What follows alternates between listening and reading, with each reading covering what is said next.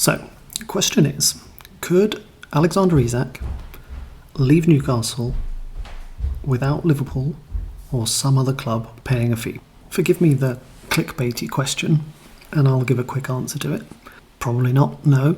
But I do think there is some interesting stuff going on in there that is worth thinking about.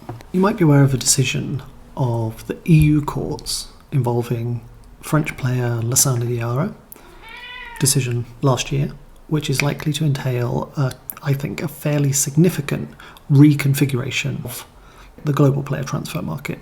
We'll come back to that case later on. And the reason we'll come back to it is that that case is quite complicated, and analysis of it probably doesn't lend itself well to short-form video content, but we'll try anyway.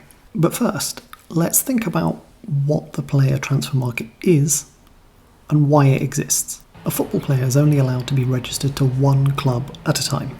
It seems fairly obvious. You can't have a player playing for one club one week and then another club the next week.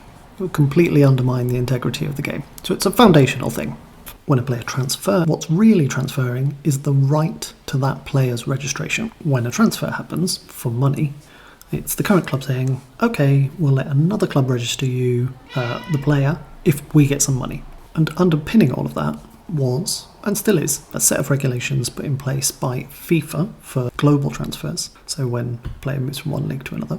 And that set of rules included within it certain consequences for a player and their new club if that player unilaterally, that's to say they decided on their own, to terminate their employment agreement with their old club.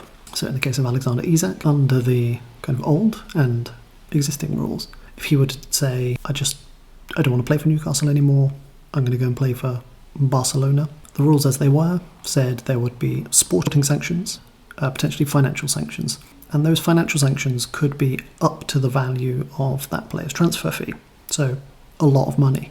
And all of that acted as a disincentive, and was intended to act as a disincentive. Any player unilaterally breaching their contract, players saying, I just don't want to play for this club anymore, I'm going to go elsewhere. That was until the Diarra case, which does change things, though I'm less sure it changes things for Alexander Isak specifically. At least not such that you can simply walk away. But there might be something going on. This video is already too long, so more in part 2.